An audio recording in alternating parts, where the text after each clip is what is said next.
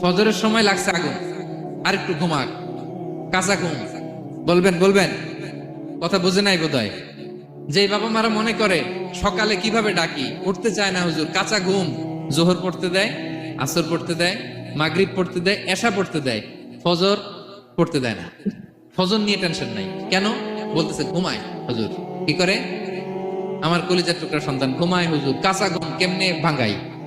দুনিয়ার আগুন থেকে নিজের সন্তানকে বাঁচানোর জন্য যেমনি ডেকে উঠান, দুনিয়ার আগুন থেকে রক্ষা করার জন্য যেমনি ডাকেন, উঠায় নিয়ে আসেন, জাহান্নামের কঠিন আগুন থেকে বাঁচানোর জন্য ফজরের সময়ও ডাকার দরকার আছে না নাই?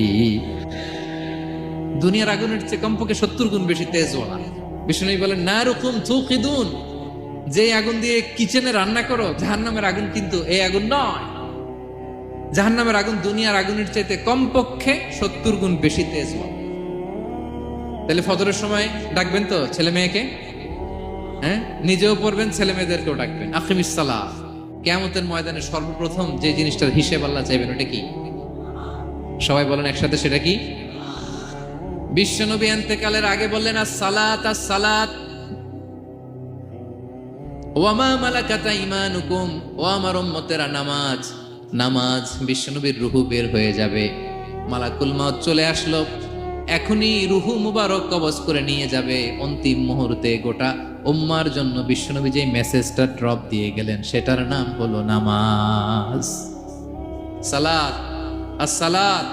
উম্মতেরা নামাজ নষ্ট করো না, নামাজ নষ্ট করো না। আউয়ালু মা ইউহাসাবু বিহিল আবদু ইয়াউমাল কিয়ামাতি আস-সালাহ। কিয়ামতের ময়দানে সর্বপ্রথম আল্লাহ যে জিনিসটার হিসাব চাইবেন, সেটা কি? ফা ইন সালুহাত সালুহা সাইরু আমালি। এটা যদি ঠিক হয়ে যায়, পুরো আমলনামা ঠিক হয়ে যায়। ওয়া ইন ফাসাদাত ফাসাদা সাইরু আমালি। নামাজের হিসাব দিতে যেয়ে যদি আপনার গন্ডগোল লেগে যায়, আপনার পুরো আমলনামাটারে গন্ডগোল করে দিবে কে? এজন্য সবার আগে সালাত। ছেলেকে বোঝাবেন, বাবা নামাজ কায়েম করো। তার মানে একা একা পড়ো না, জামাতে পড়ো। নামাজ পড়া আর কায়েম করায় পার্থক্য আছে। একা একা পড়া যায়, কিন্তু একা একা কায়েম করা যায়? বলেন। তার মানে বাবা একা একা নামাজ পড়ো না, জামাতে পড়ো। বিকেল বেলায় তোমার বন্ধুকে নিয়ে খেলার মাঠে যখন ক্রিকেট খেলতে খেলতে মাগরিবের সময় হয়ে যায়, একা একাই মসজিদে যাবা না, তোমার বন্ধুরেও নিয়ে যাবা। একা একা জান্নাতে গেলে মজা আছে, সবাই মিলে একসাথে গেলে কেমন হয়?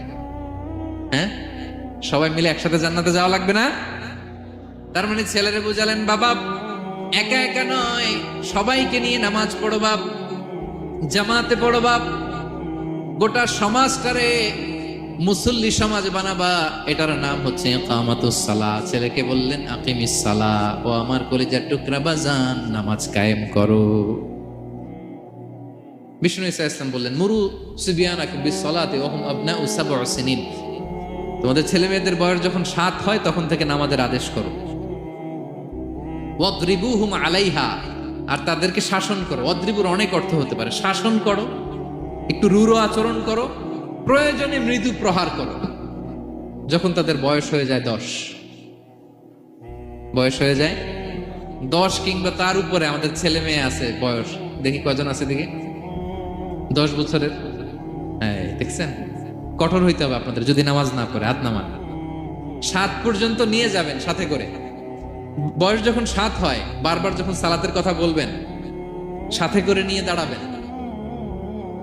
জুমার দিন মসজিদে নিয়ে যাবেন, মাঝে মাঝে নামাজে নিয়ে যাবেন।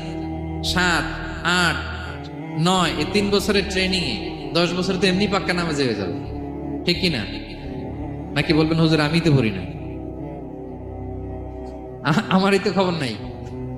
হ্যাঁ, ছেলেরা যে বলবো বাবা নামাজ কায়েম কর, এর আগে কিন্তু নিজের মুসল্লি হইতে হবে। এটা বুঝতে পারতেছেন তো? হ্যাঁ, ছেলেকে বলতে হইলে আগে নিজের মুসল্লি হইতে হবে। নামাজের ব্যাপারে নো কনসিডারেশন, কোনো ছাড় নাই। সালাত আপনাকে পড়তেই হবে যে কোনো পরিস্থিতিতে। এজন্য 7 বছর বয়স থেকে বিশ্বনবী ওয়ার্নিং দিতে বলেছেন। 10 বছর বয়স হলে প্রয়োজনে রূঢ় আচরণ করো, শাসন করো, প্রয়োজনে মৃদু প্রহার করো। খবরদার, খবরদার। একসাথে মাঝে মাঝে নিজেরাও ঘরে করবেন। মসজিদে তো যাবেনই, বাইরে বৃষ্টি, যেতে পারছেন না, নিজেই ইমাম হয়ে দাঁড়ায় যান। আপনার ছেলে দুইজন আপনার পিছনে দাঁড়াবে, আপনার স্ত্রী আর মেয়েরা তার পরের কাতারে দাঁড়াবে। হ্যাঁ, নারী পুরুষ একই কাতারে দাঁড়াতে পারে না। অথবা আপনার ছেলেটার ইমাম বানায় দেন, ও নামাজ পড়াইতেছে, আপনারা পড়তেছেন, ভালো লাগবে না?